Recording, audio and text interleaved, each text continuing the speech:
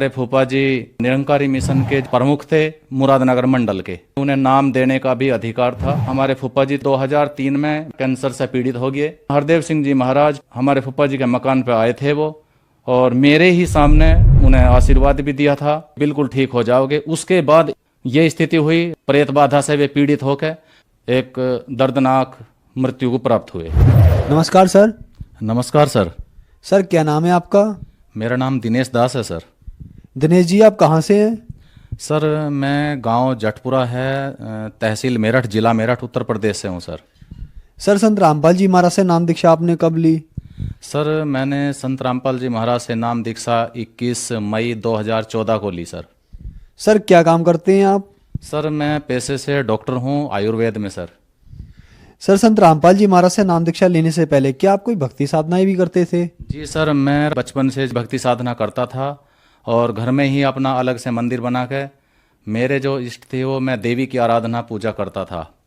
काफ़ी लंबे समय तक पूजा करता रहा। कक्षा 6 में पढ़ता था तो मैं खुद ही हवन भी कर लेता था अपने आप ही। 10th में मुरादनगर पढ़ता था मैं, श्री हंस इंटर कॉलेज में। वहाँ पर हमारे फूफा जी जो निरंकारी मिशन के जो प्रमुख थे मुरादनगर मंडल के, उन्हें नाम देने का भी अधिकार था। उन्होंने मुझे नाम दिया निरंकारी मिशन में जी। निरंकारी मिशन में रहते हुए मैंने 13 साल 2004 तक जो है निरंकारी मिशन में बताए मार्ग पर चलता रहा, और अंततः ये हुआ कि मेरी शादी 1998 फरवरी को हुई। उसके बाद से मेरा जीवन पूर्ण रूप से बहुत ही दुखों से और दरिद्रता से मतलब मैं जूझता रहा, कोई शांति नहीं मिली। इसी दौरान निरंकारी मिशन में जो हमारे फूफा जी थे मुरादनगर मंडल के, नाम खड़क सिंह जी था उनका। 2003 में यहाँ पे कैंसर हो गया, उन्हें कैंसर से पीड़ित हो गए। तो सर वो जिंदगी मौत से 1.5 से 2 वर्ष तक जूझते रहे। उसी समय 2004 में मुरादनगर में समय के जो गद्दीसीन हरदेव सिंह जी महाराज हुआ करते थे, उनका सत्संग हुआ था। तो उस समय हरदेव सिंह जी महाराज हमारे फूफा जी के मकान पर आए थे वो, और मेरे ही सामने और उन्हें आशीर्वाद भी दिया था, बिल्कुल ठीक हो जाओगे। उसके बाद बहुत ही उनका शरीर काला पड़ गया था, जो बच्चे देख के डरते थे। ये स्थिति हुई। लास्ट में वे कहते थे कि कभी वे पूंछ बताते अपने यहाँ, कभी कहते थे मैं साड़ी पहनूंगा, कभी कहते थे मैं चुनरी ओढ़ूंगी। इस तरह की भावभंगिमा प्रेत बाधा से वे पीड़ित होकर लास्ट में वो मतलब एक दर्दनाक मृत्यु को प्राप्त हुए। इन सब वजहों को देखते हुए वो साधना छोड़ दी पूर्ण रूपेण। जो हमारे घर की जो साधना चली आ रही थी देवी देवताओं की, हमने दोबारा से फिर वही शुरू करी। उसके बाद मैंने गुरु गोरखनाथ के भगत थे हमारे गांव में, का एक पड़ोसी गांव में भलसोना, वहाँ के पंडित जी सुंदरलाल जी थे, उनको मैंने गुरु बना लिया था। जैसे उन्होंने मुझे साधना बताई थी वो साधना भी करता था। और जो राजस्थान में जो गोरख मैडी है वहाँ पे भी मैं जाता था। इसी बीच में दिल्ली कालका जी हमारे घर से 85 किलोमीटर पड़ती है जी। 4 बार लगातार 4 वर्षों तक वहाँ से ज्योति लेकर नवरात्रे जब शुरू होते थे, एक दिन पहले लगातार निरंतर 20 घंटे से 24 घंटे के अंदर पैदल लेके आता था, बिना लेटे बिना कमर लगाए। अंत ये हुआ कि कोई किसी तरह का कोई लाभ नहीं मिला। मैं बेरोजगारी से और बीमारी से जूझता रहा। सर आपके बताए अनुसार आपने बचपन से ही आपने देवी देवताओं की भक्ति की और 13 साल तक आपने निरंकारी पंथ में भक्ति साधना की। आप बचपन से ही भक्ति में लीन रहे, तो फिर आप संत रामपाल जी महाराज की शरण में कैसे आए? संत रामपाल जी की शरण में ऐसा आया सर, मैं तो अचानक एक दिन हम बैठे हुए थे, जो और भी मेरे साथी थे जो इसी तरह की अनुपासना देवी की पूजा वगैरह करते थे। तो ऐसे ही जिक्र हुआ कि मेरे से कहने लगे भाई दिनेश ऐसे ऐसे एक बाबा जी नए आए हैं, वो अपने आप को परमात्मा बताते हैं। मैं कहा अच्छा। और उनका पांचली के जो है हमारे यहाँ पांचली गांव है, पांचली के बहुत सारे जाते हैं वहाँ पे। वो कहते हैं कि कोई जो है देवी देवताओं को नहीं पूजना है, किसी को नहीं वो करना है, इस तरह की बात बताते हैं। और वो कहते हैं कि मैं भगवान हूँ। मैंने कहा तो भैया आप जो लोग ऐसा कहते हैं, भाई मुझे तो ज़रूरत है भगवान की, अगर वो ऐसा कह रहे हैं तो अपने जो जानने वाले हैं उनसे कह के पुस्तक मुझे दिलवाना, भाई मैं पढ़ कर देखूंगा अगर वो ऐसा कह रहे हैं। उन्होंने कहा कि वहाँ जाने की जरूरत नहीं है, हमारे गांव में एक फैमिली थी, हमें खुद नहीं पता था, पिछले 2 वर्षों से संत रामपाल जी महाराज की शरण में थे और भक्ति कर रहे थे। तो उन्होंने बताया कि इनके घर चले जाओ, पड़ोसी थे वो भी, थोड़ा सा हटके थे दूसरी गली में।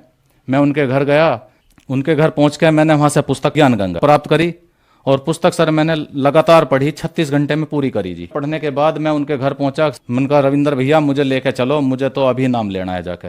उन्होंने कहा कि ठीक है। हम उसी महीने सर, मई की बात है ये, मई 14 की, हम 21 तारीख को जो है बरवाड़ा आश्रम पहुंच गए सर।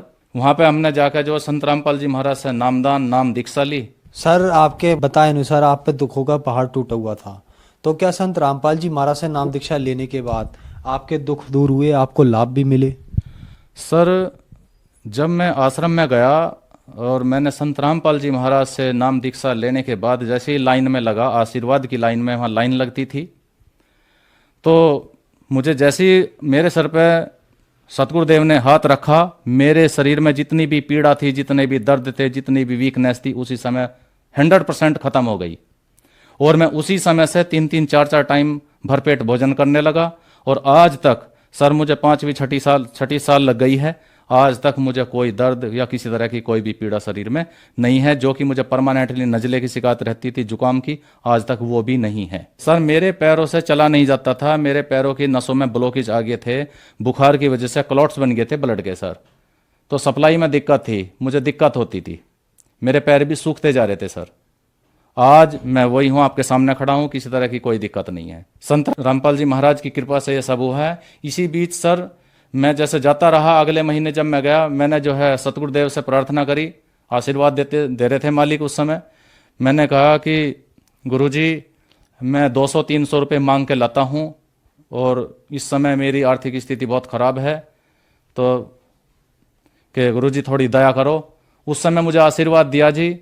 आज चाहे कोई कुछ भी कहे, उस समय मुझे आशीर्वाद दिया कि बेटा परेशान मत हो, आप भक्ति करो, काम और पैसा आपके पास चल के आएगा। काम और पैसा मेरे पास आज तक भी चल के ही आता है, खुद में कभी नहीं जाता किसी के पास। मेरे बच्चे को खांसी बनी, खांसी से अस्थमा में चला गया। मैंने खुद भी ट्रीटमेंट करते करते फिर दूसरे डॉक्टरों से, एलोपैथ में भी, होम्योपैथ में भी, कुछ भी आराम नहीं मिला। 3 महीने तक बहुत ज़्यादा दिक्कत हुई। हम पूरी रात, मैं और मेरी वाइफ, हम दोनों जागते थे। बच्चा इतना परेशान होता था, परंतु कोई आराम नहीं मिल रहा था। एक दिन फिर उस बच्चे ने खुद ही ये कहा कि पापा ऐसा तो मैं ठीक नहीं होने का। अब मैं कहा और कैसे ठीक होगा भाई बेटे? तो उसने कहा कि पापा जैसे तुमने नाम लेखा है, तुम ठीक हो, मुझे भी नाम दिलवा दो, मैं तभी ठीक होऊंगा। मैंने कहा ठीक है, तो सुबह चलते हैं। भगत जी हम दोनों जागे हुए थे उस समय। उस बच्चे को दिक्कत हो रही थी, उसकी खांसी इतनी ज़बरदस्त होती थी कि वो देखा नहीं जाता था। हर 10 मिनट में, 5 मिनट में उसको गर्म पानी डालते थे चम्मच से मुंह में, थोड़ा आराम मिलता था। कभी अदरक का जूस डाल रहे हैं, कभी कुछ इस तरीके से।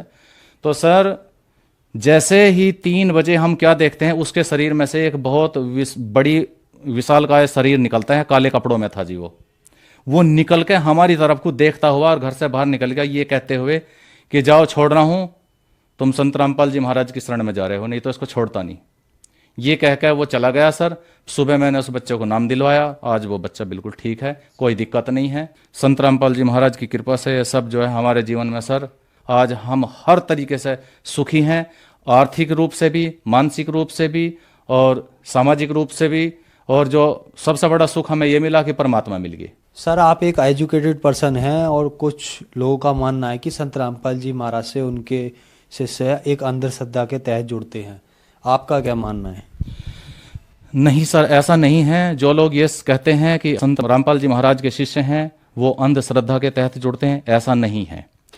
क्योंकि संत रामपाल जी महाराज जी ने जो साहित्य लिखा है, बहुत सारी पुस्तकें हैं। गीता तेरा ज्ञान अमृत है, जीने की राह है, ज्ञान गंगा है, अंधश्रद्धा भक्ति खतराए जान है, बहुत सारी पुस्तकें लिखी हैं।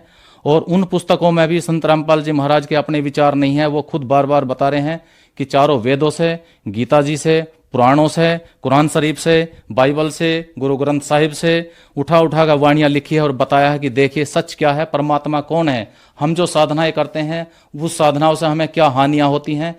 संत रामपाल जी महाराज ने ये सारी चीज़ें ओपन कर दी हैं। सब साहित्य उनका जो है उसमें सारी चीज़ें दर्शाई गई हैं। हमें कैसे साधना करनी चाहिए, किसकी साधना करनी चाहिए, वेद किसकी गवाही दे रहे हैं, परमात्मा कौन है, ये सारा जिक्र किया गया है। अगर पढ़ा लिखा समाज है तो उनकी लिखी रचित पुस्तकों को पढ़ें, उसके बाद निर्णय लें। सर संत रामपाल जी महाराज से नाम दीक्षा कैसे ले सकते हैं? अब टीवी चैनल्स पे, बहुत सारे चैनल्स पे संत रामपाल जी महाराज का सत्संग चलता है। साधना चैनल पे शाम को 7:30 से 8:30 बजे संत रामपाल जी महाराज का सत्संग चलता है।